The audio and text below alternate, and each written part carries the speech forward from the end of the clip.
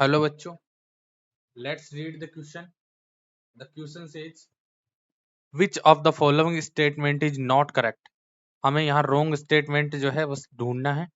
Option A, biodiversity is the occurrence of variety of life forms. Variety of life forms differing in morphology, anatomy, habitats and habits. तो यहाँ पर बात की जा रही है बायोडाइवर्सिटी की.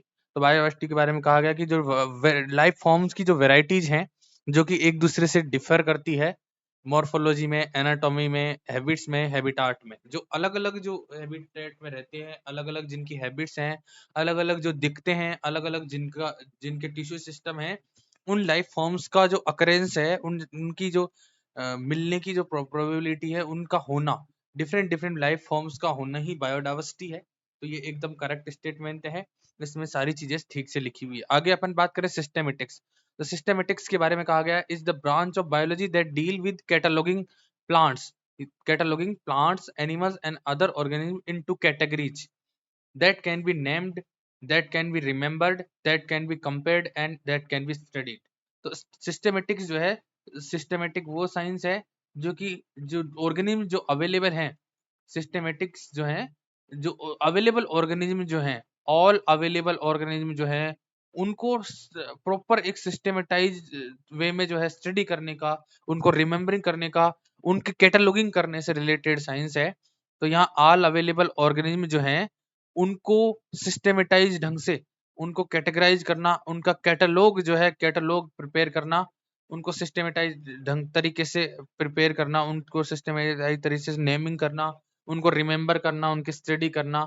तो ये फिजिबिलिटी जो हमें प्रोवाइड करवाता है वो करवाता है सिस्टेमेटिक्स. और ये जो है plants, animals and other all और अदर ऑर्गेनिज्म जो है उनके लिए वैलिड है. तो यहाँ पर सिस्टेमेटिक्स के बारे में, सिस्टेमेटिक्स ऑल अवेलेबल ऑर्गेनिज्म को इस तरह से जो है हमें कैटेगराइज करने के लिए डील करता है, कैटलॉग प्रिपेयर करवाने के लिए करवाने वाला साइंस है, जिसमें कि हम उसको नेम कर सकें, उसको रिमेम्बर कर सकें, उसका कंपैरिजन कर सकें, उसकी स्टडी कर सकें. तो ये सिस्टेमेटिक्स के अंदर स्टडी किया जाता है. तो ये स्टेटमेंट भी सही है.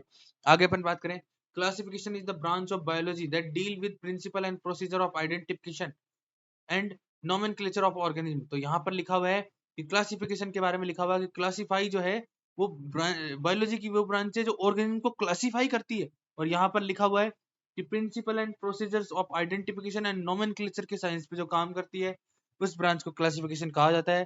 तो ये एक्चुअल में जो क्लासिफिकेशन को सही तरीके से डिफाइन नहीं कर पा रहा है.